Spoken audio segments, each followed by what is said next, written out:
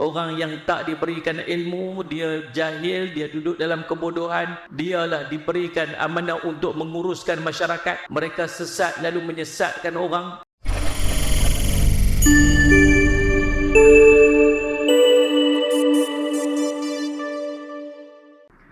Bismillahirrahmanirrahim. Assalamualaikum warahmatullahi wabarakatuh. Alhamdulillahirabbil alamin wal aqibatu lil muttaqin wa bihi nasta'in ala umuri dunya waddin. Asyhadu an la ilaha illallah wa asyhadu anna sayyidana Muhammadan abduhu wa rasuluh. Allahumma salli wa sallim ala habibil karim sayyidina Mustafa sallallahu alaihi wasallam wa ala alihi wa ashabihi wa man tabi'ahum bi ihsanin ila yaumiddin. Subhanaka la ilma lana illa ma 'allamtana innaka antal alimul hakim. Rabbi shrah li sadri wa yassir li amri wa hlul 'uqdatam min lisani yafqahu qawli wa la haula wa la quwwata illa billah al-aliyyil azim. Amma ba'd. Yang saya hormati tuan pengacara majlis, yang saya hormati pengerusi Masjid Imam An-Nawawi rahimahullah taala, Sungai Petani, seluruh ahli kuasa masjid, tuan-tuan imam, pegawai masjid, para asatizah, alim ulama, ibu-ibu, ayah-ayah, tuan-tuan, perempuan, sedang hadirin dan hadirat yang dirahmati oleh Allah sekalian. Alhamdulillah. Pertama-tamanya kita panjat puji dan syukur kepada Allah SWT.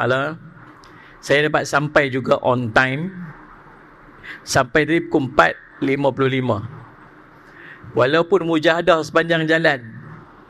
Tuan-tuan tahu jam daripada simpang nak masuk ke jambatan kedua Pulau Pinang tu, sampailah dekat Sungai Petani ni, kereta berderet. Maklumlah hari ni 31 hari bulan, Hari Merdeka. Ramai orang guna highway. Jadi saya terpaksa lah pederah dengan motor. Kalau saya naik kereta pakai tak sampai lagi lah cerita dia. Dan tuan sallallahu alaihi Muhammad, alhamdulillah dapat berjumpa dengan tuan-tuan pada petang ni. Dan kita nak cerita tentang kebangkitan umat akhir zaman. Lah ni kita tengok apa yang duk berlaku dalam masyarakat ialah keruntuhan akhlak dan moral masyarakat yang sangat teruk. Nabi SAW menyebutkan tentang apa yang akan berlaku, disebut sebagai huru hara di akhir zaman. Banyak berlaku penzinaan, banyak berlaku pembohongan. Orang yang baik-baik dikatakan orang jahat, orang jahat dikatakan orang baik. Yang menyampaikan, yang memberi fatwa daripada kalangan mereka ialah orang-orang yang bodoh. Adanya rawai bidah, orang yang tak diberikan ilmu, dia jahil, dia duduk dalam kebodohan. Dialah diberikan amanah untuk menguruskan masyarakat. Mereka sesat lalu menyesatkan orang. Ini semua benda yang duk jadi dalam masyarakat pada umat akhir zaman. Kita lah ni tuan-tuan, memang kita duk nampak benda-benda yang macam ni. Baru-baru ni tuan-tuan tengok kes dekat UPNM tu. Nah, pelajar UPNM tu nama apa? Kita tak boleh nak fikir ada orang sanggup seksa orang dengan striker panas wap tu tuan-tuan. Sakit tu. Sakit tuan-tuan. Doktor bagi tahu, kalau pakai striker biasa itu sakit, striker wap lagi sakit. Sebab dia akan bakar masak daging yang duduk sebelah dalam. Bukan sikit, 90 kesan tetap, kesan cucuh badan tu dengan striker tu. 90 tempat. Kita fikir, hang ni fikir lagu mana? Umat akhir zaman. Cikgu istiqamah. Tuan-tuan, hilang, cari tak jumpa. Lepas berapa hari, jumpa satu tubuh tanpa kepala, tanpa tangan. Tepi longkang, duduk dalam tong sampah ke apa ke. Tuan-tuan, Ustaz Muhammad, selepas 8 bulan, kata apa lama sangat? Sebab tak tahu siapa. Orang tak tahu siapa. Nak kena cek seorang yang report hilang, ambil DNA. 8 bulan baru tahu tu dia tu. Tu cikgu istiqamah yang hilang bulan 12 itu ni. Potong kepala, potong tangan. Kita kata la haula wala quwwata illa billah. Umat akhir zaman. Kawan keluar pergi jogging hari tu ni, pusing berapa round. Tengok-tengok, mesej-mesej tak jawab, call-call tak angkat, call-call tak dapat. Cari-cari trace, tengok jumpa handphone pecah-pecah. Mana pi cari. Tengok terapung dekat alam sungai. Orang lah ni. Nabi SAW menyebutkan bahawa la taqumus sa'ah hatta aktharu al-harj. Takkan berlakunya kiamat sehingga kamu melihat banyaknya al-harju. Ma al-harju ya Rasulullah. Apakah itu al-harju wahai Rasulullah? Al-qatlu, pembunuhan. Ni umat akhir zaman. Kata Nabi SAW, orang yang membunuh tak tahu pasal apa dia membunuh, dan orang yang dibunuh pun dia tak tahu pasal apa dia kena bunuh. Tu umat akhir zaman. Bang mana jaminan kita ni boleh selamat, tuan-tuan? Ni muslimah amai ni. Keluar pi takut mak ayah risau. Apa yang duk jadi dan apa yang boleh terjadi bila kita keluar rumah. Takut.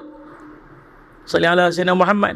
Tuan-tuan, tak cukup dengan orang tanah pun tenggelam. Sambil berjalan perui tenggelam main. Bala apalah yang duk main kat kita ni. Apa benda lah yang kita buat sampai Allah uji kita macam ni. Kita semua duduk dalam ketakutan. Tuan-tuan, Allahumma salli ala Muhammad. Nah, kita nak kena buat apa? Lah ni kita kena bergantung diri kita dengan Allah. Sambil kita nak jaga, kena jaga juga. Nak keluar tengok, check handphone. Ni makcik-makcik ada anak-anak perempuan yang ada handphone. Dia nak keluar rumah, tolong hantar my live location. Abang kat dia. Dia berhenti lah. Hantar kat mak location, live location. Tahu tak live location? Tahu? Yang tak tahu, habak kat dia, main depan dia pasal. Main depan mak. Tekan message WhatsApp. WhatsApp main kat ayah. WhatsApp macam nak tulis. Tulis. Ayah, macam tak kita keluar main kat kita kan? Ayah. Dekat WhatsApp tu tekan satu tu nama location. Dia tulis tu gambar pin tu. Pin kertas tu. Tekan pin kertas tu, dia keluar tu, tak hantar my location. Dekat location itu dia ada satu, dia bagi live location. Location maksudnya secara langsung. Ya tu. Lepas tu pilih nak 15 minit ke, nak sejam ke, nak 8 jam ke. Adik nak pergi mana ni? Adik nak pergi Sungai Petani. Nak pergi Sungai Petani tang mana? Nak pergi tang apa square? Central Square. Ada lagi ke? Ada. Nak pergi Central Square. Berapa lama adik nak pergi? Sekali adik balik. Adik tak tahu balik pukul apa. Adik tekan 8 jam. Dia tekan 8 jam. Selama 8 jam kita boleh tengok dia duduk tang mana. Itu ikhtiar dia panggil. Ikhtiar. Faham tak? Selagi handphone dia ada bateri, kita boleh tahu. Kalau yang ada handphone iPhone, tuan-tuan, kita boleh set dekat dia Find Me. Find Me, dia ada people. Ambil anak kita punya phone, kita pun pakai iPhone juga, dia pun pakai iPhone juga. Kita boleh trace iPhone dia tu bintang mana. Bukan boleh sebut. Betul-betul lagi kempen pula. Lagi dia kata 2 mega kat dia, kena bayar royalty kat saya. Mana ni? Kita boleh tahu dia pergi tang mana, nampak dekat skrin handphone kita. Boleh selagi bateri handphone dia ada. Bateri handphone dia padam, kita tak tahu dia duduk tang mana. Kita akan jumpa last location dia tang mana. Itulah yang jadi pada budak yang lawan lari, yang duduk jogging bagi-bagi tu. Dia pergi jumpa last location phone dia, pergi cari tengok tang tu, phone dia duduk berselerak pecah. Maksudnya last tu dia duduk tang tu. Lah ni dia tang mana? Tak tahu. Itu dia panggil ikhtiar. Faham tak ni? Paling tidak bergantung dengan Allah, yang tu paling utama. Pagi-pagi jangan lupa, jangan tinggal doa ni. Boleh? Doa dia, Bismillahilladzi la yadhurru ma'asmihi syai'un fil ardi wala fis sama'i wa huwas sami'ul alim. Bismillahilladzi la yadhurru ma'asmihi syai'un fil ardi wala fis sama'i wa huwas sami'ul alim. Baca sekali. Bismillahilladzi la yadhurru ma'asmihi syai'un fil ardi wala fis sama'i wa huwas sami'ul alim. Kita baca yang ni, waktu ni ialah untuk cover malam ni sampai esok pagi.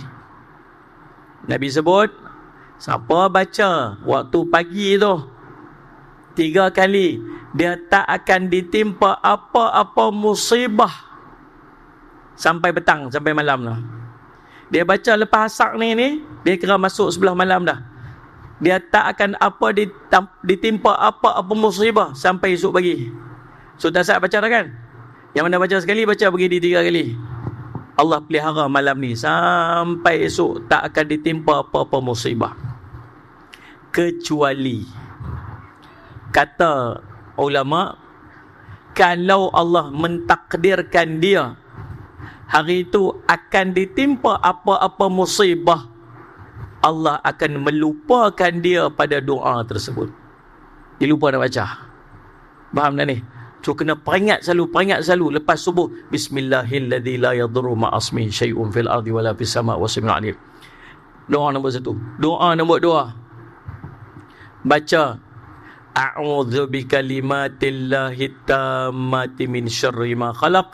Baca a'udzu bikalimatillahi tammati min syarri ma khalaq. A'udzu bikalimatillahi tammati min syarri ma khalaq. Ni pun sama. Kalau ada apa-apa mudarat yang tersembunyi di satu tempat tu, dia akan diselamatkan.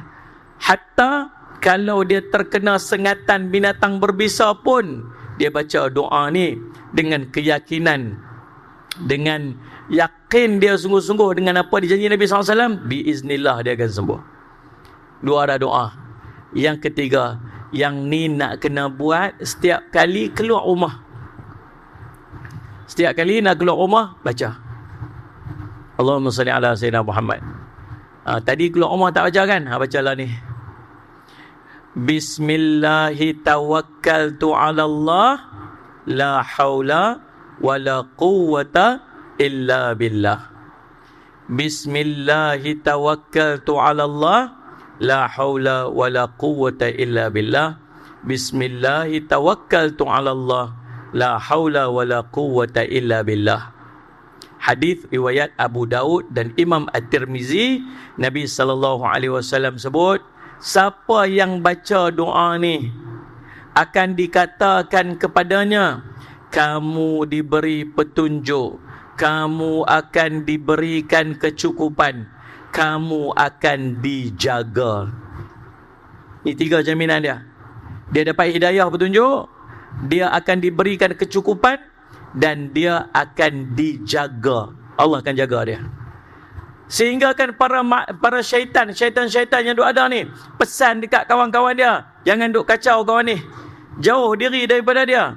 Macam mana kita nak kacau orang yang telah diberi petunjuk, telah diberikan kecukupan dan dijaga oleh Allah? Ingat tak dengar benda ni? Ingat 3 doa ni? Tolong buat. Terutama muslimat. Kalau ni bukan kira muslimat, laki-laki pun tak selamat. Ni, dia tak kira siapa lah ni, bukan cerita budak-budak, orang tua pun kena. Hati-hati. Umat akhir zaman. Memang kita duduk dalam situasi yang macam tu. Bahkan kerosakan yang jadi ni bukan takat dekat kita duk tengok ni. Tempat orang lagi dahsyat. Tuan-tuan tahu tak berita terbaru baru keluar? Allahumma salli ala Sayyidina Muhammad. Timur Tengah diambang peperangan. About time sajalah ni tuan-tuan, akan berlaku peperangan. Salli ala Sayyidina Muhammad. Lah ni ada beberapa kuasa besar yang duduk di blok masing-masing, yang standby saja untuk menyerang di antara satu sama yang lain. Ada 2 kuasa besar lah ni, yang dia ada dia punya negara-negara yang bersekutu dengan dia. Paling tidak 2 kita nampak, satu blok Rusia, satu lagi blok Amerika. Yang satu blok ni ada kuasa besar lagi yang menyokong dia, antaranya ialah China, Salih Muhammad. Yang kawan ni pula antaranya ialah United Kingdom, antaranya lagi termasuk dengan it's not real, faham? Pun ada sebelah dengan dia. dan berapa kuasa besar yang lain yang dalam perencanaan untuk bergabung, mereka akan bergabung sama-sama mereka, dan mereka akan menyerang di antara satu sama lain, dan akan berlaku peperangan besar yang berantai. Bila? Tak tahu. Tapi banyak daripada negara-negara di Timur Tengah dah memang pun dah rosak, dah hancur disebabkan peperangan yang berlaku sebelum daripada ni. Saya pernah sampai Syria tahun 2008, saya ingat. Lama dah tu. Negara yang sangat cantik tuan-tuan. Saya pergi, bukan setakat negara tu cantik, orang-orang ni pun cantik. Dengan mata hijau sebelah, biru sebelah macam kucing tu. Ni, rambut dengan kulit putih, cantik macam orang Eropah, ada macam orang Arab pun ada campur. Orang Syria. Lah ni hancur sehancur-hancurnya. Saya pergi baru ni masuk ke Syria, saya pergi ke Idlib, satu tempat sepadan dengan Turki, masuk pergi bagi bantuan. Tuan-tuan, depa ada pelarian. Pelarian depa ni duduk di Jordan, Turki, Allahumma salli ala Muhammad. Jordan, Turki, ada beberapa negara lagi sekitar tu. Pelarian daripada mana? Daripada Syria. Kita pergi hantar makanan ni, saya ingat saya seluk tangan ni pergi bagi nasi ni. Duk beratok ni. Orang-orang ni kita boleh nampak tau, dia ni bukan orang calang-calang tau. Dia ni dulu mesti jadi seorang pegawai kerajaan, dia ni orang hebat, dia ni dulu siapa ni? Saya dulu pensyarah, saya dulu ni engineer, saya dulu ni apa? Tak ada apa ni. Duduk dalam khemah tu 12 tahun. Khemah tarpan tu, tarpan timah tu 12 tahun. Anak yang lahir dekat dalam tu membesar, tak kerti baca, buta huruf. Kita tanya, umur berapa ni? Budak tu. Dia kata 12 tahun, 10 tahun. Bagi kertas baca, la adri, tak tahu. Alif, lam, ha. Iqra. La adri, tak tahu. Dan sampai lagu tu, sekolah tak ada, makan tak ada, kerja tak ada, perang. Sampai sekarang. Libya dulu satu negara yang sangat makmur. Dia buat ekonomi tertutup. Depa aja, depa tak sambut orang. Muammar Gaddafi dulu dia sendiri je. Siapa nak main tempat dia, by invitation. Siapa nak main berniaga tempat dia, by invitation. Depa yang panggil. Siapa nak berniaga, mai apply dulu. Dia akan tak setuju, tolak keluar. Ekonomi dia putar sama-sama depa aja. Tapi kaya. Tak ada orang miskin.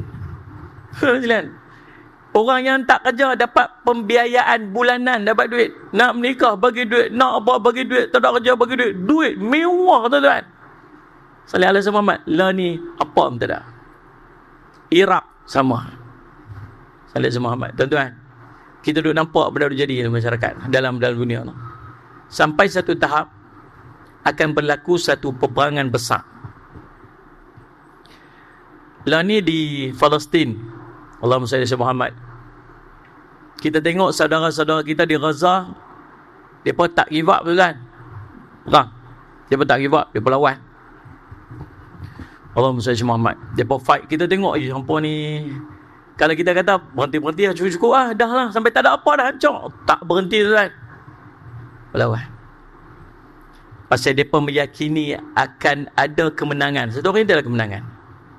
Allah sebut dalam, Nabi SAW sebut dalam hadis, dalam sebuah hadis daripada Abu Umamah Al-Bahili rahimahullah ta'ala menyebutkan, sallallahu alaihi wasallam, qala Rasulullah sallallahu alaihi wasallam, Nabi SAW pernah bersabda, la tazalu ta'ifatun min ummati zahirina 'alal haqq. Nabi kata akan sentiasa ada satu kelompok dalam umatku, satu kumpulan yang sentiasa menegakkan kebenaran. Dan subhanallah, sallallahu alaihi wasallam Muhammad, dia akan sentiasa berhadapan dengan musuh mereka. Tidak memudaratkan perjuangan mereka walaupun dipinggirkan. Mereka punya berjuang ni, kata Nabi SAW. Tuan-tuan tengok Nabi kata apa? Mereka ni duduk perang dengan musuh mereka. Lalu subhanallah, dalam keadaan mereka duduk perang tu, apa yang berlaku? Orang tak heran kat mereka. Orang tak boleh nak tolong mereka. Mereka je duk bergerak ni. Mereka dipinggirkan, kata Nabi SAW. Bahkan akan dirintangi dengan kesusahan. Dia duk berang ni, dah lah siapa tak boleh tolong. Orang duk tak heran dekat mereka. Kita lah ni boykot beratok pula tu. Nak main hari-hari ni, Allah kedai tutup lah Ustaz, beratok lagu tu kak. Tak heran. Faham tak Ustaz Muhammad? Mereka duduk dalam kesusahan. Kata Nabi SAW, Allahumma salli ala sayyidina Muhammad. Allahumma salli ala Muhammad. Kata Nabi SAW, La yadurruhum man khalafahum illa man asabahum. Dan subhanallah, kata Nabi SAW, Allahumma salli ala Muhammad, tidak memudaratkan perjuangan mereka walau dipinggirkan dan dirintangi dengan kesusahan, melainkan itu hanyalah ujian kepada mereka sehingga hatta ya'tiyahum amrullah, sehingga datang kepada mereka ketentuan daripada Allah. Sallallahu alaihi Muhammad. Mereka wahum kadzalik, mereka akan tuqih duduk lagu tu. Saya duduk nampak macam Nabi SAW cerita ni betul macam mereka yang duduk dekat Gaza lah ni. Mereka duduk berjuang tak berhenti-berhenti. Kita kata sudah-sudah lah kot. About time lah kot. Nu habis dah hancur sampai tak ada apa dah. Mereka tak heran. Orang tak tolong, mereka tak heran. Mereka duduk susah, mereka tak heran. Saya duduk terlibat dengan NGO ni dah hantar 10 bantuan dah pergi. Kita hantar pergi, mereka serang, bukan serang orang, serang bantuan tu.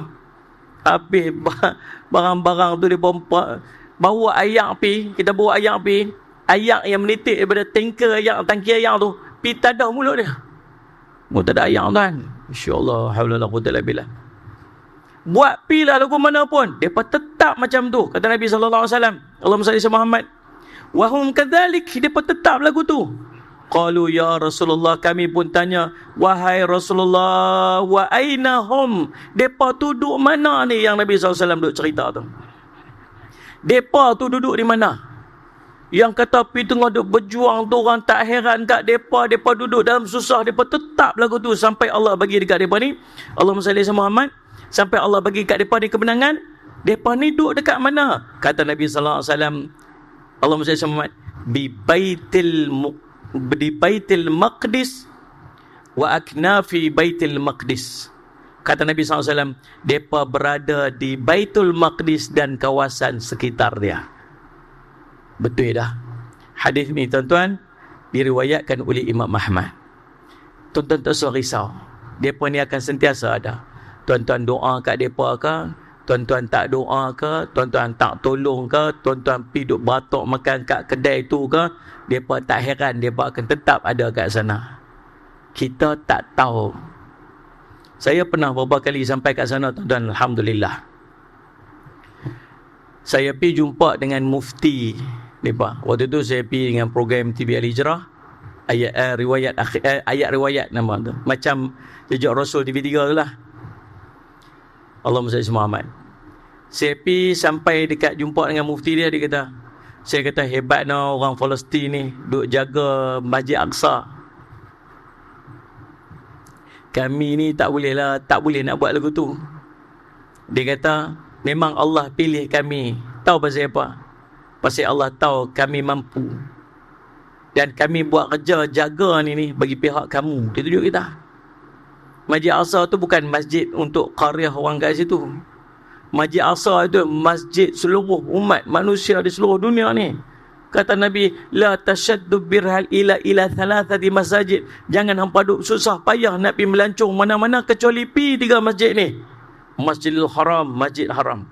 Wa masjidi hadha, dan masjid aku ini, iaitu Masjid Nabawi. Wa Masjidil Aqsa. Kata Nabi SAW kepada isteri dia tanya, Rasulullah, kalau kita tak boleh nak pergi Masjid Aqsa ni, apa yang kita boleh buat? Kata Nabi, hantarlah dekat mereka bantuan, hantarlah dekat mereka duit supaya mereka boleh beli minyak dan menyalakan lampu dekat Masjid Aqsa. Kena buat juga nak jaga Masjid Aqsa. Tuan-tuan, Allahumma salli ala Muhammad. Lah ni kawasan Masjid Aqsa tu tahun 2020 hari tu. mereka telah merasmikan pembangunan Haikal Sulaiman, ataupun dia panggil Solomon Temple. Dekat mana? Dekat bawah Dome of the Rock tu. Kalau saya boleh cerita tentang dia punya layout Masjid Aqsa ni, tuan-tuan, kita akan masuk daripada pintu arah belakang, daripada arah belakang kiblat dia. Masuk daripada pintu belakang ni, tuan-tuan akan jumpa dulu, sallallahu alaihi Muhammad, pokok-pokok zaitun yang banyak, tua-tua punya pokok zaitun. Dia dah lalu ada masuk, dia akan naik ke atas bukit. Sampai ke atas dia, puncak bukit dia, tengah-tengah. Dia besar ni, dia macam compound masjid ni. Macam compound masjid ni, luas dia lebih kurang 11 hektar. Tu, dia punya keluasan Masjid Aqsa tu. 11 hektar keliling. Di antara tembok ke tembok, luas lah maksud dia. Masuk tengah tu ada satu bukit tinggi. Atas bukit tu dia ada satu kubah emas yang tuan-tuan nampak, yang kita dah kata itu Masjid Aqsa tu. Yang kubah emas tu, itu bukanlah Masjid Aqsa. Itu satu masjid dalam Masjid Aqsa. Dalam Masjid Aqsa dia ada 5 buah masjid. Dia panggil Allah SWT Muhammad Masjid Qubatus Sakhra, kubah emas tu. Dalam dia ada satu batu Mi'raj. Nabi pernah duduk atas, berdiri atas batu tu, naik Mi'raj. Batu tu dia buat masjid. Start buat masjid, tutup batu tu zaman Sayyidina Umar radhiyallahu anhu. Keluar daripada masjid tu, pergi depan sikit, dia ada tangga turun ke bawah, ada pintu gerbang. Di depan sana nampak satu masjid. Dalam kawasan Masjid Aqsa kan ni. Masjid depan tu nama Masjid Qibli. Kubah dia kubah warna hitam. Yang tu lah, kalau nak sebut Masjid Aqsa, yang tu Masjid Aqsa. Di sebelah kanan dia, ujung sana, kita akan nampak satu pintu. Nampak pintu je, tak nampak kubah. Dalam masuk pintu tu, bawah dia ada Masjid Buraq. Tempat Nabi SAW ikat buraq dia. Di belah sini pula, dia ada satu tangga turun ke bawah. Sebelah kiri, bawah dia, nama dia Masjid Marwan. Di bawah Masjid Aqsa, di bawah Masjid Qibli yang kubah hitam tu, dia ada satu tangga turun ke bawah ni. Bawah ni, tunggu bawah ni macam ni lah, dinding dia, atas bumbung dia. Masuk ke bawah tu, ada tiang besar. Itu Masjid Aqsa Qadimah, Masjid Aqsa lama dulu ni. Ada kat bawah tu. Itu kawasan Masjid Aqsa. Keluar pergi masuk Masjid Buraq, turun masuk dalam Masjid Buraq. Masuk dalam Masjid Buraq. Kita tengok, pasal apa dia macam pelik sikit masjid ni ya? Pasal macam tinggal separuh dulu tu. Patutnya dia penuh dulu ni. Tapi dekat separuh ni, dah tutup dah ni. Pasal apa ha? Rupa-rupanya sebahagian daripada masjid tu telah dirobohkan dan dijadikan the Wailing Wall. Tuan tahu Wailing Wall? Tak tahu. Tempat orang Yahudi duduk semayang. Tuan-tuan tengok kan dalam TV bertunjuk tu, dia duduk berdiri dekat dinding besar-besar tu, dia duduk angguk-angguk kepala tu. Tu dia panggil Wailing Wall. Wailing Wall itu di sebalik tembok Masjid Buraq tu, sepanjang-panjang tu. Dan pasal apa dekat situ? Pasal kiblat dia apa? Ialah batu Mi'raj Nabi SAW tu. Tu kiblat dia apa? Dan mereka dalam misi untuk ambil tempat ni, mereka dah buat dah pelancaran dan perasmian untuk pembinaan tu. Pasal apa? Macam mana cara dia? Mereka korek terowong-terowong di bawah tanah. Dekat 20 terowong mereka korek di bawah tu. Mereka bagi alasan mereka nak cari artifak peninggalan Solomon Temple dulu ni. Yang mereka kata Masjid Aqsa ni dibina atas temple mereka. Dan sampai sekarang tak ada satu pun artifak tu ditemui. Pasal apa? Tak ada. Memanglah tak ada. Yang bina Masjid Aqsa tu 40 tahun lepas dibina Masjidil Haram, kata Nabi SAW, Allahumma salli Muhammad, pada zaman Nabi Adam AS lagi dah dibina. Dan diperbarui Masjid Aqsa pada zaman Nabi Sulaiman AS. Dah ada dah masjid tu sebelum daripada tu. Tuan-tuan, Salli Muhammad, bukan cerita temple depa. Masjid Aqsa tu memang dah ada lah. Tapi itu sebenarnya bukanlah tujuan sebenar. Tujuan dia ialah mereka nak robohkan Masjid Aqsa daripada bawah. Tu je. Satu hari, tang batu Mi'raj tu roboh, dan di situlah mereka akan bangunkan. Dan itulah yang sedang dipertahankan oleh saudara-saudara kita dekat Palestin. Mereka tengah buat kerja kat kita lah ni, tuan-tuan. Faham tak ni? Dan mereka akan sentiasa ada sampailah hari diberikan kemenangan. Tuan-tuan, kita pun tertanya-tanya, pasal apalah orang-orang Yahudi pi merata tempat, pi main duduk kat situ? Kita kata dah Amerika tu bagus sangat, sayang sangat dekat it's not real tu. Awak tak pi buka satu tanah dekat sana tu, tempat kering kontang dia pun banyak. Buatlah satu, pi bagi tu, pi duduk kat sana. Pasal apa tak pergi kat situ? Tuan-tuan, sebelum saya jawab persoalan tu, saya nak melancarkan kutipan dana sumbangan untuk Masjid Al-Imam An-Nawawi, Ambangan Haid, Sungai Petani. Jadi insya-Allah tuan-tuan, banyak program-program yang dirancang dan banyak dana yang diperlukan. Mari tuan-tuan, hari ini kita bagi seorang sikit. Tu petugas-petugas kita bawa beg warna biru tu, jumpa setiap orang. Kalau dia tak bagi, tuan-tuan tunggu depan dia. Tunggu, jangan bergerak. Tunggu sampailah dia bagi sedekah dengan senyuman, baru tuan-tuan jalan. Ni, yang mana yang rasa macam kami nak fokus ni, duk ceramah-ceramah ni, waktu tulis nak kutip, tuan-tuan seluk aja apa yang ada, buh dengan beg duit sekali dalam tu. Nanti insya-Allah beg duit tu dia akan kembali balik tanpa duit-duit dia. Jangan nak risau. Dan muslimat yang ada gelang-gelang emas tu pun boleh bagi sekali. Bagilah gelang emas tu. Tak apalah, balik rumah sekali minta link kat laki. Bukan pasal apa tuan-tuan, sayang kan? Sayang gelang emas tu lah, beli mahal lah, besar lah, beli pakai mati. Mati tu gelang emas tu boleh kat siapa ke? Tuan-tuan, dia lelaki dia simpan menikah lain bagi kat orang baru. Kawan dia tuan-tuan, duk jiran dia, tak apa lama jiran dia mati, jumpa jiran dia kat alam barzah tu. Dia kata, laki hang lagu mana? Dah, aku pun tak tahu laki hang lagu mana.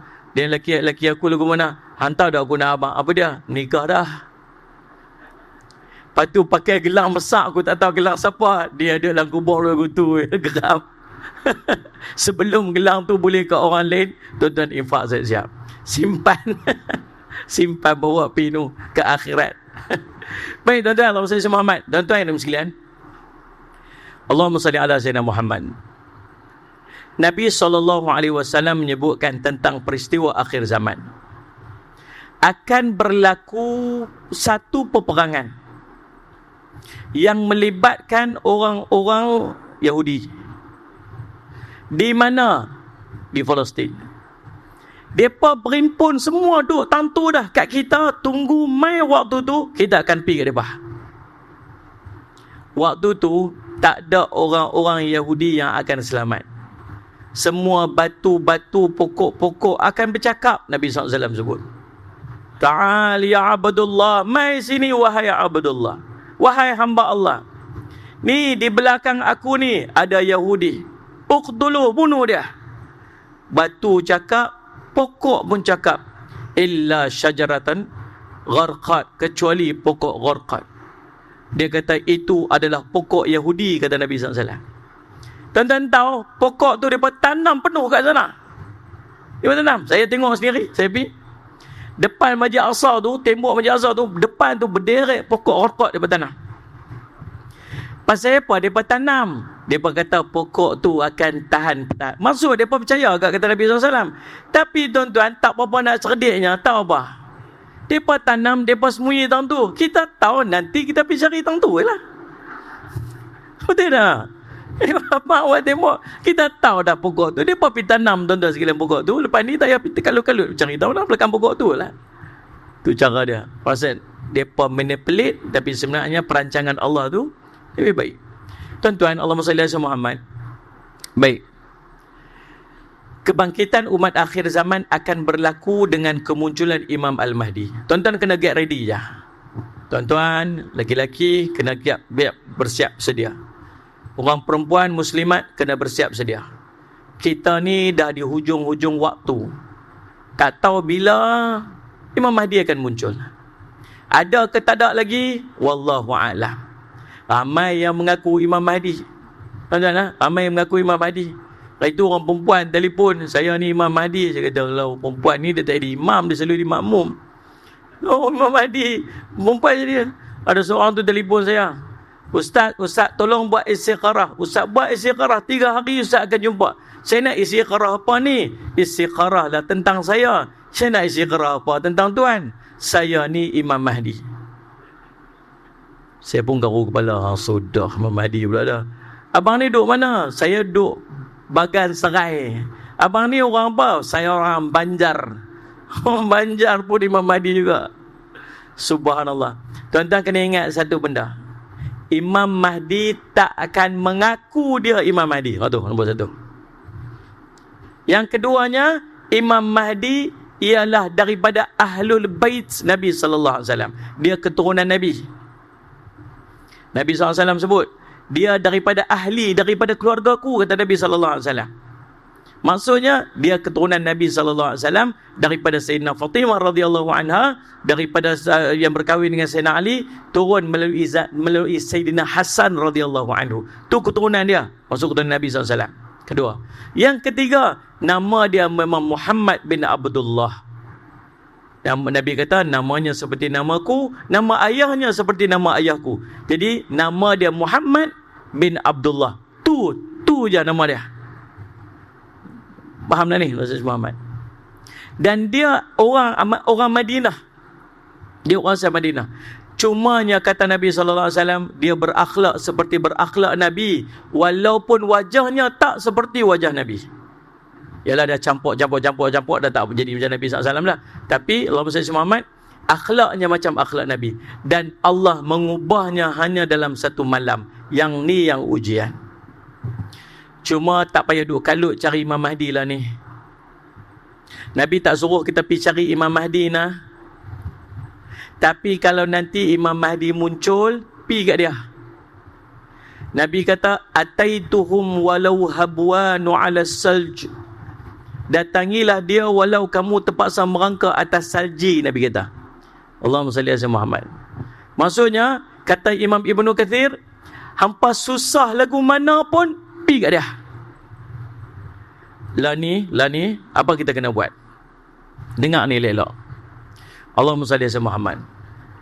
Nabi SAW cerita tentang waktu dia nak muncul.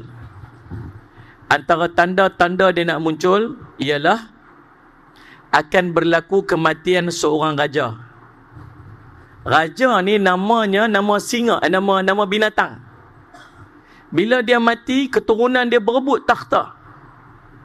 Berebut khazanah disebut dalam hadis. Kata Ibnu Kathir, khazanah itu ialah Kaabah. Dengan maksud peristiwa yang bakal berlaku, yang Nabi SAW cerita tu, dia berlaku di kawasan Saudi lah. Pasal Kaabah tempat dia. Raja tu mungkin Raja Saudi lah. Kalau kita timbang balik, ada satu Raja Saudi yang namanya nama singa, King Fahad. Kemudian turun anak dia nama Abdullah. Kemudian ni apa yang sedang berlaku ialah perebutan takhta kerajaan.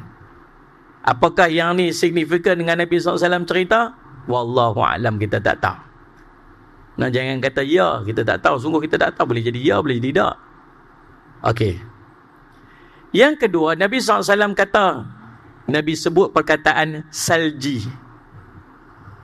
Bila berlaku macam tu, akan muncul satu rombongan, satu kelompok pemuda-pemuda membawa bendera hitam turun daripada Syam.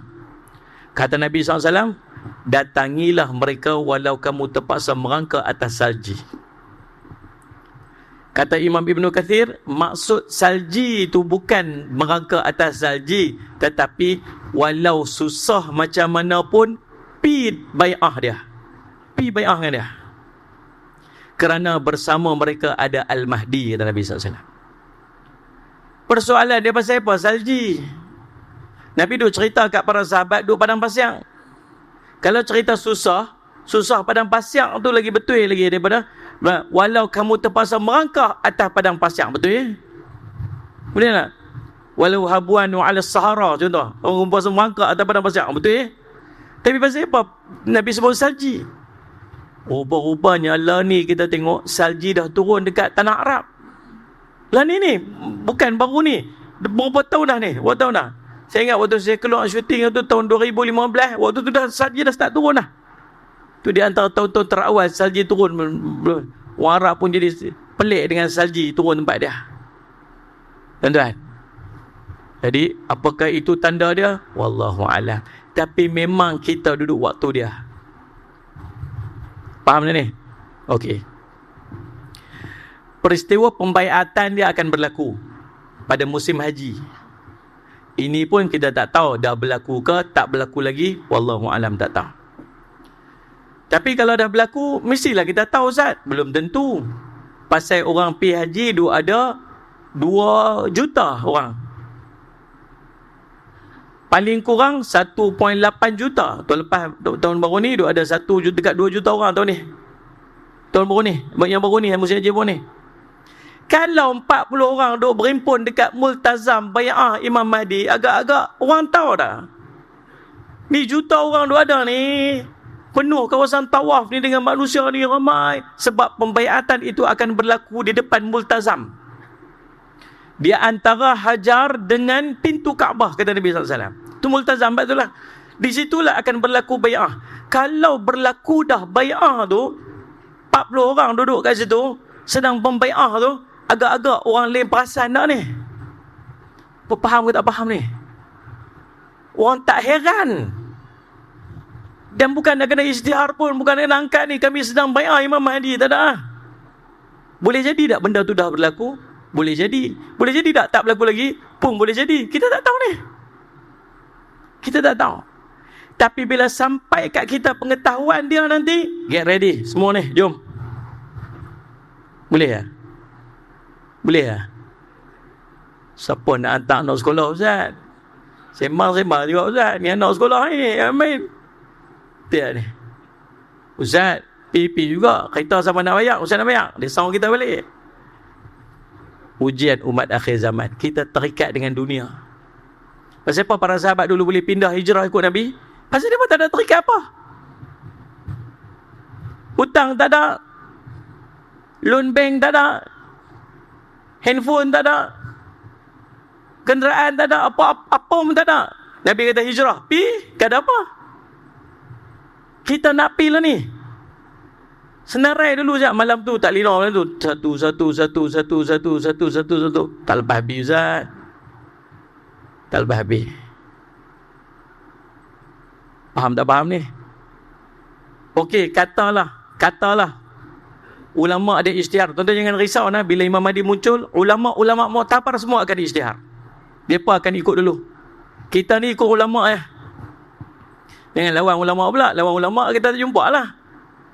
Sebab ulama Mu'tabar akan ikut. Mereka akan kenal. Mereka ikut. Bila mereka ikut, mereka abang dah kata Imam Mahdi bersama dengan kita dah. Tuan-tuan get ready lah waktu tu. Agak-agak siapa yang ready nak pergi, cuba angkat tangan tengok. 5 orang aja angkat. Astagfirullahalazim. Kami yang pakai tengkolok orang ni lah. Tak boleh pergi Ustaz ni kata. Tuan-tuan yang tak pergi, saya akan cerita apa yang akan berlaku kepada mereka yang tak pergi sana. Dah tunggu Ustaz. Sampai ke waktu dah. Pukul 6.10 dah. Kita akan berhenti sekejap dalam pukul 8.30 malam lagi. Allah berjemaat. Tuan-tuan, bila dapat saja isyarat untuk bai'ah, kita kena get ready lah. Mungkin kita kena pergi kat dia ke, ataupun jemaah dia akan turun ke. Yang pastinya ada sekelompok daripada kita yang bersiap. Tak ada hutang apa, dah settle semua siap dah. Pergi settle segala hutang-hutang, pergi jual tanah ke apa-apa buat lah. Settle semua tak terikat apa. Jom Ustaz kita pergi. Pergi. Perhimpunan kaum muslimin terbesar waktu tu di bawah pemerintahan, di bawah Allahumma salli Muhammad, pimpinan Imam Mahdi di Baitul Maqdis. Waktu tu kita semua akan berhimpun di Baitul Maqdis. Ni, jumpalah geng-geng kita ni, masya-Allah ni. Haji Singapura ni macam ni juga. Ustaz. Hari tu bukan angkat tangan saja Ustaz. Saya mai Ustaz, saya penuhi janji saya. Bagus tu Haji. Ni. Haji, tu imam apa ya tu imam? Mana tu imam?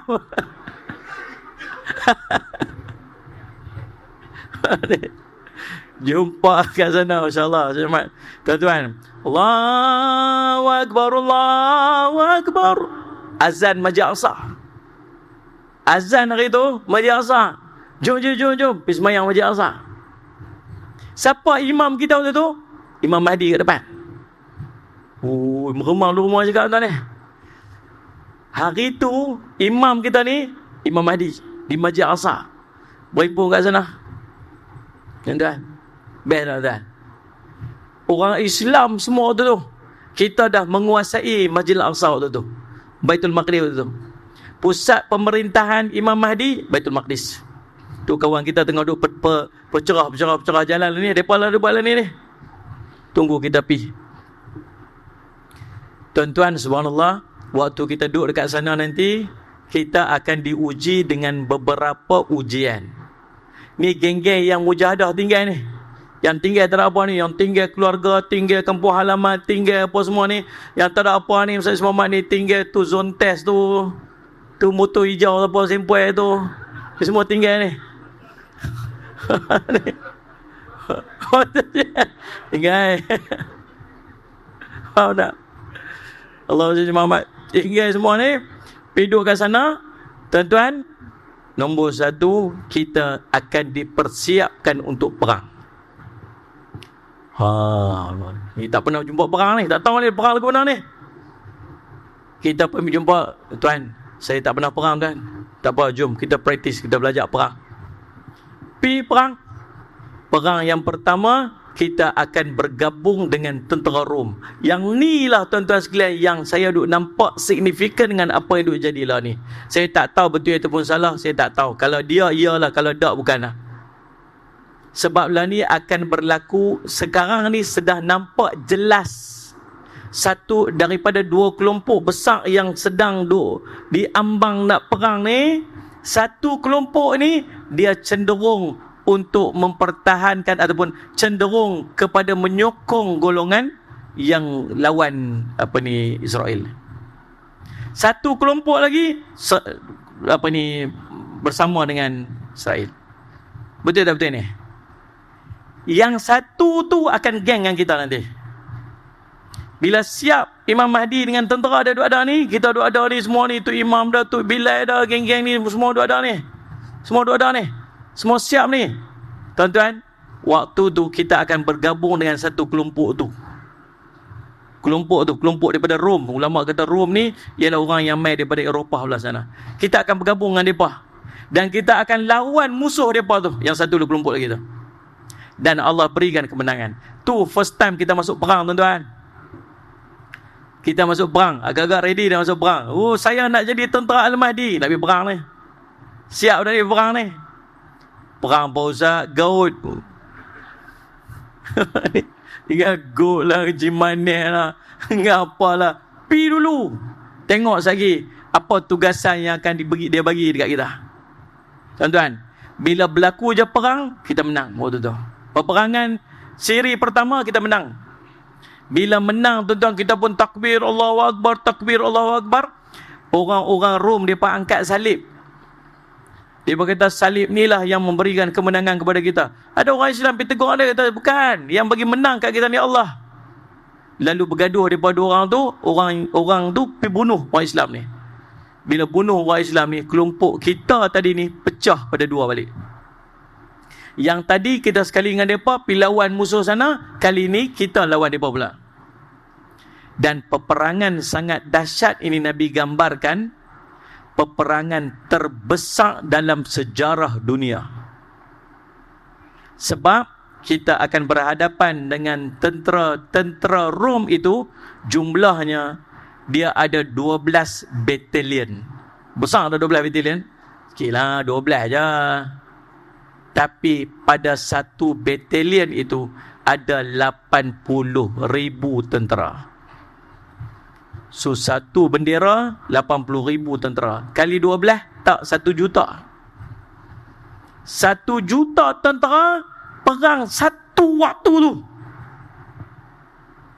Tuan-tuan, kita yang geng ada tadi, yang selamat, yang tak terbunuh dalam peperangan awal itu, akan masuk perang ni. Perang ni perang sangat dahsyat. Nabi kata, kalau ada burung yang terbang ke atas, dia kena impact perang, dia akan jatuh. Dahsyat perang ni. Dan bila masuk 4 hari ya perang ni, Nabi sedang. Pagi kita keluar pagi tu, petang tu sebelum malam kita akan balik. Dua-dua pihak tak diberikan kemenangan, tak diberikan kekalahan. Orang makin sikit. Mai pergi hari kedua, terbunuh ramai lagi. Tak beri menang, tak kalah lagi. Mai hari ketiga, hari keempat, tinggal sikit aja orang Islam. Nabi kata. Orang Islam tinggal sikit dah. Ramai yang dah syahid. Bila tinggal sikit ni saja, baru Allah berikan kemenangan. Bila menang tu tuan-tuan, kata Nabi SAW, harta rampasan perang begitu banyak, sampai tak ada nak bagi kat siapa pasal orang tak ada. Macam mana kita agak? Kita ni duduk tak mana?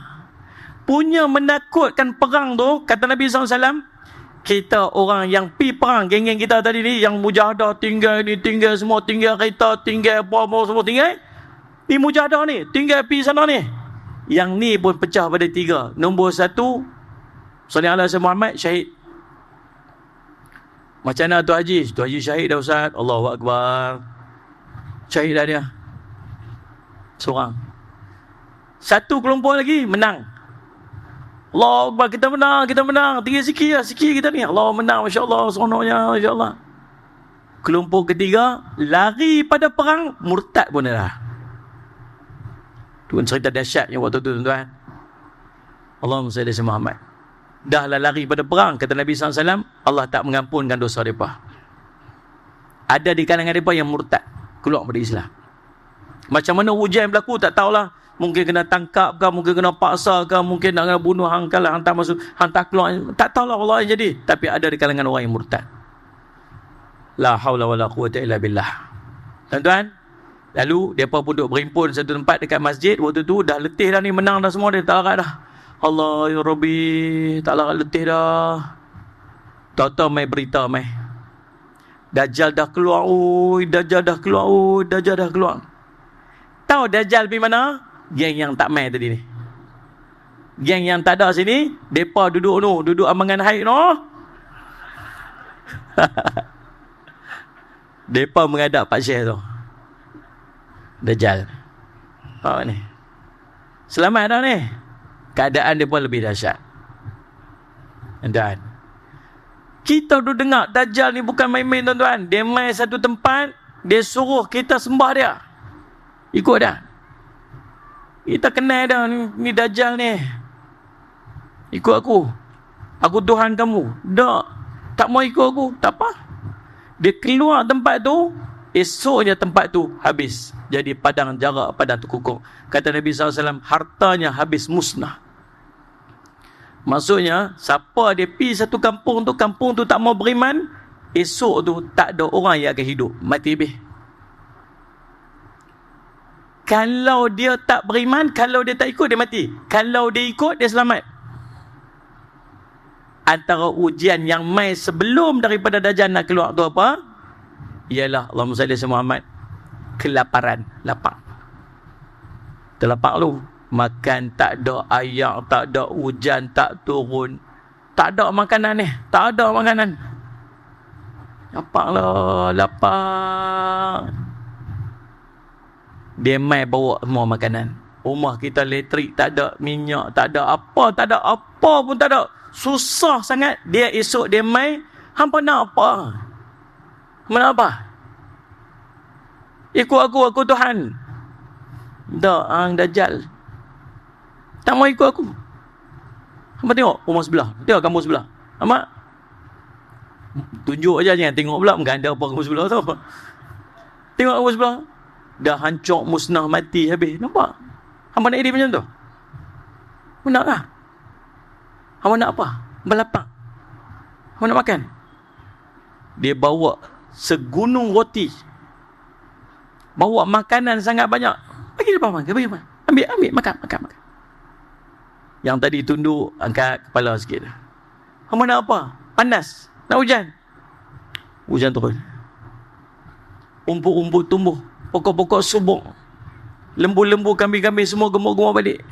Ia agak-agak kalau macam tu punya ujian, kita tumbang tak dengan Dajjal? Faham tak? Nabi cerita dia bawa api, dia bawa ayam. Dia bawa api, dia bawa ayam. Kita ni lapar ni, dahaga ni. Nabi pesan kat kita, yang api itulah ayam sebenarnya, yang ayam itulah api. Yang ayam itulah neraka, yang api itulah syurga untuk kita. Pi dekat ayam tu, pejam ke api dekat api tu, pejamkan mata, selam, itulah ayam. Ya Allah. Jadi kalau Dajjal main ni, geng-geng yang tak pi ikut Imam Mahdi tu, dia bawa api dengan ayam, nak pi ke apa? Pi kat mana jawab kan?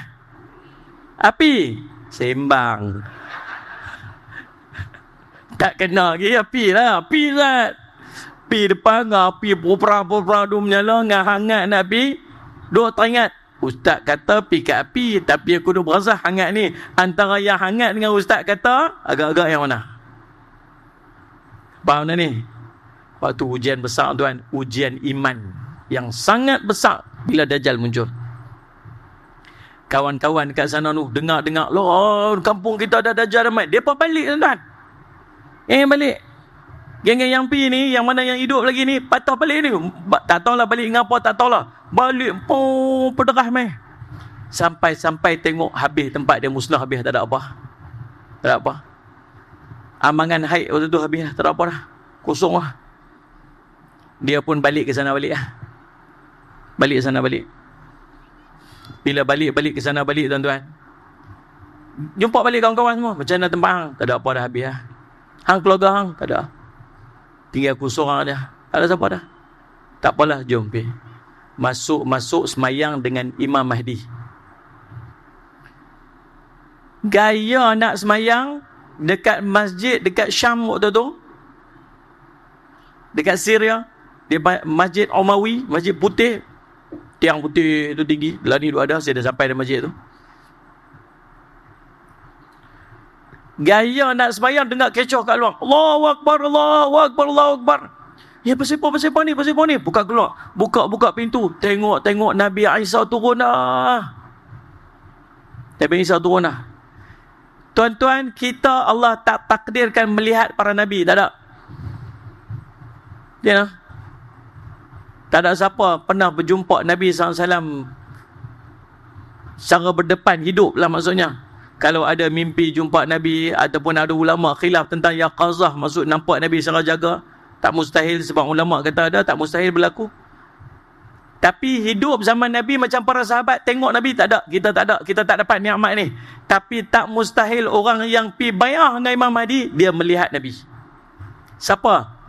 Nabi Isa AS. Mungkin takdir waktu tu kita ada, kita pegang salam, cium tangan Nabi Isa AS. Bila Nabi Isa turun saja tuan-tuan, semua dah kecoh. Nabi Isa dah turun. Ni okey lagi, dah cukup sejam dah. Ni TikTok dah lagi. Bila subhanallah, dah cukup sejam lagi. Dah lagi kan?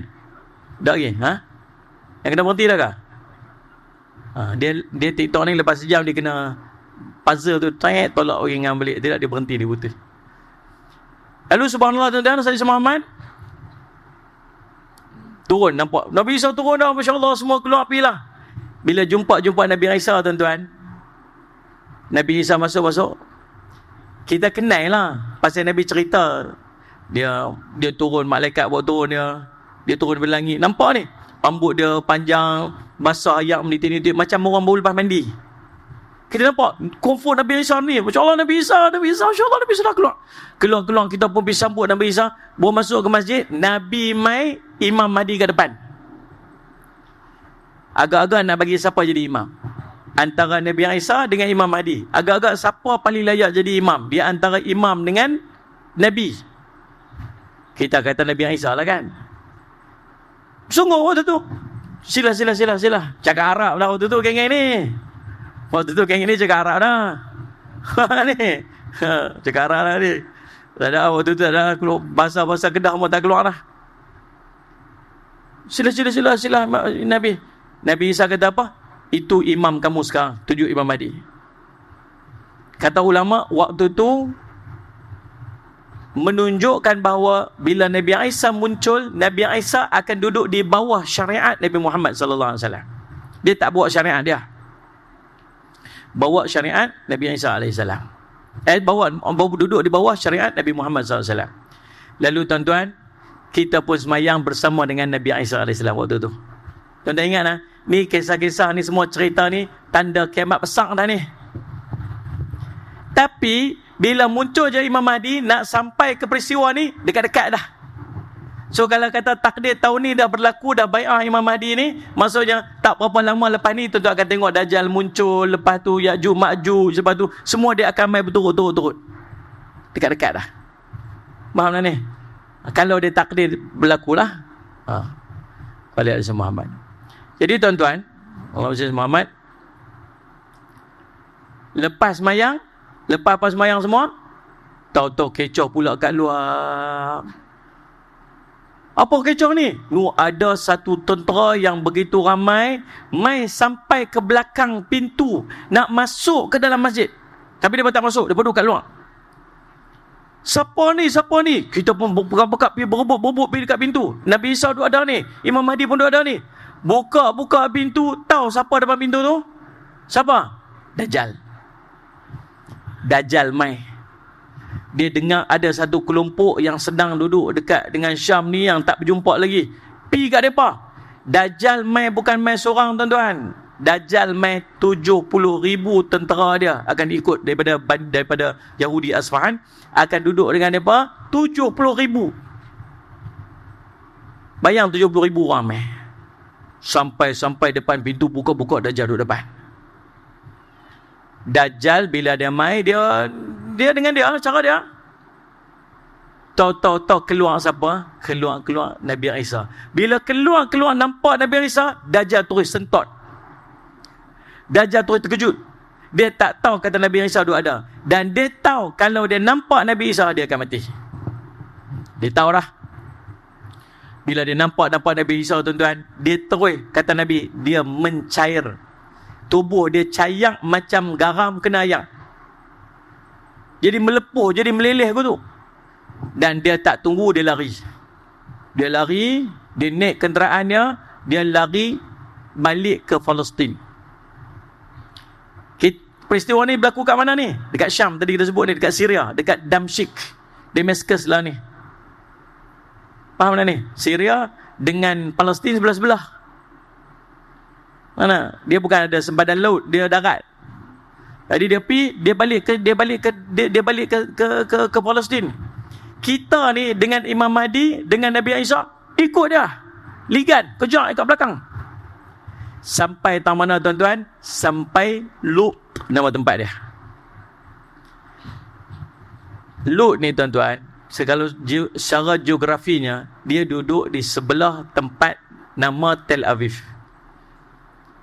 Kalau tuan-tuan nak bergerak daripada Baitul Maqdis, tuan-tuan nak bergerak ke utara, nak pergi ke sempadan Jordan tu, tuan-tuan akan melalui dua bandar. Satu bandar besar, sebelah sini bandar kecil. Highway duduk tengah-tengah. Di sebelah bandar besar ni, tuan-tuan akan nampak satu lapangan terbang besar, lapangan terbang Tel Aviv. Dulu tempat tu nama Yafa. Yafa ni tempat orang Islam dulu. Bila mereka ambil, mereka tukar nama Tel Aviv. Dan kawasan itu, orang-orang Yahudi seluruh dunia berebut nak pergi duduk kat situ lah ni, sampai overpopulated. Tempat tu terlalu ramai orang. Lalu dibesarkan Tel Aviv tu, dia buat extension, dia jadikan lapangan terbang dekat tepi sempadan Tel Aviv. Tuan-tuan, yang ajaibnya, lapangan terbang, highway, sebelah sini sempadan Lut. Nabi kata Dajjal akan naik satu kenderaan yang laju dia seperti awan yang ditiup angin. Tuan-tuan tengok atas awan tiup angin tu, laju dia lagu tu. Kaldai yang telinganya panjang 70 hasta. Nabi nak bayang, para sahabat tak pernah tengok kapal terbang. Kita pernah tengok kapal terbang. Kita tengoklah sayap dia memang panjang lagu tu. Bergerak pula macam awan ditiup angin. Kita kata kapal terbang lah. Maksudnya Dajjal mungkin akan naik kapal terbang sebab kelajuan dia begitu cepat. Dan landingnya dekat mana? Landingnya dekat Tel Aviv tu, sebab nanti Dajjal akan dibunuh oleh Nabi Isa dekat Lut, sebelah dengan airport Tel Aviv. Sudah turun situ, tentera-tentera muslimin akan sampai sekali dengan Nabi Isa, dan Nabi Isa akan membunuh Dajjal dekat situ. Bila Dajjal mati, waktu tu kita semua akan berhimpun balik dengan Nabi Isa, dengan Imam Mahdi, semua berhimpun dengan jumlah kita yang tak ramai dah, tinggal sikit tu ya. Waktu tu tuan-tuan, tak berapa lama lepas tu keluar pula Ya'juj dan Ma'juj. Nah, Ya'juj Ma'juj kita tak perang. Nabi Isa tak diperintah untuk perang Ya'juj Ma'juj. Nabi Isa diperintah untuk lari sembunyi. Sembunyi, kita semua pergi sembunyi. Waktu tu tak ada makanan. Kepala lembu pun nilai dia berapa mahal, sebab tak ada makanan. Ya'juj Ma'juj keluar, habis selera tempat alam ni semua dia pergi rosak belakang. Sampai Allah matikan semua Ya'juj Ma'juj, kemudian kita pun dapat keluar, dan akhirnya Nabi Isa dengan Imam Mahdi memerintah bumi selama 7 ataupun 9 tahun. Lepas tu Nabi Isa wafat. Ini tuan-tuan perjalanan umat akhir zaman yang akan menyaksikan peperangan demi peperangan, tapi Allah pelihara sampai hari kiamat. Persoalan dia lah ni tuan-tuan, kita ni berjuang tak tahu mana. Berjuang kita pergi masjid je, tu pun hujan tak mai. Ni. Bukan cerita orang tak pistol kat depan, hang nak pergi masjid ke tak pergi masjid. Hang pergi masjid aku tembak, tak. Bukan yang tu pun. Tengok ni, hujan aja turun sikit tapi dah. Pasal apa abang tak pergi hujan? Tuan-tuan, perjuangan kita tak sampai tahap macam tu. Tetapi letaklah diri kita sebagai orang yang ada sumbangannya pada perjuangan orang yang berjuang. Masing-masing dengan perjuangan sendiri. Sahabat kita di Palestin, mereka sedang berjuang. Sahabat-sahabat kita negara-negara tertentu, mereka sedang berjuang. Ada perjuangan-perjuangan mereka. Kita kena letak nama kita sebagai orang yang ada sumbangannya. Paling tidak angkat tangan doa. Lah ni tak boleh tinggal lagi tau. Doa kunut nazilah, jangan tinggal lagi. Mereka tak menang lagi. Nah, apalah Ustaz, dah Allah janji dah dekat kita ni akan ada sentiasa orang berjuang. Memang akan ada. Hang tu siapa? Pasal apa kita tak kontribut sikit pun? Nak bagi duit tak boleh, nak pergi perang tak boleh. Paling tidak angkat tangan doa. Ni doa pun tak mau. Faham tak ni? Dan jangan letak diri kita sebagai orang yang menahan perjuangan orang. Kita pula jadi orang yang menghalang. Kita pula jadi orang yang melawan. Kita pula jadi orang yang memperlekehkan perjuangan orang. InsyaAllah tuan-tuan, saya rasa cukuplah sekadar tu perkongsian kita pada petang ni. Nah, Ustaz Muhammad, mudah-mudahan Allah dalam kehidupan kita sempat menyaksikan pembebasan Masjidil Aqsa. Amin. Mudah-mudahan dalam kehidupan kita ni kita akan menyaksikan kemenangan Islam di muka bumi ni.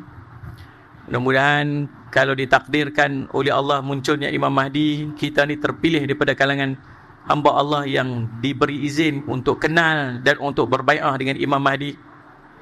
Mudah-mudahan kita diberikan keselamatan pada akhir zaman ni. Dan jangan lupa untuk berdoa doa yang saya sebutkan tadi. Dan di antara doa yang perlu kita panjatkan lagi ialah Allahumma arina haqqan haqqan warzuqna ittiba'ah wa arina batila batilan warzuqna shinabah. Ini doa penting akhir zaman. Ya Allah, ketunjukkanlah kebenaran itu kebenaran, dan rezekikanlah kami untuk ikut kebenaran tersebut. Jangan kau tunjukkan, jangan kau Sayyid Muhammad, dan tunjukkanlah kepada kami kebatilan itu kebatilan, dan jangan bagi kami untuk ikut kebatilan tersebut. Mudah-mudahan Allah makbulkan doa kita. Cukup sekadar itu tuan-tuan. Kita jumpa lagi lain masa dan ketika. Terima kasih pihak masjid yang sudi untuk menjemput saya pada petang ni.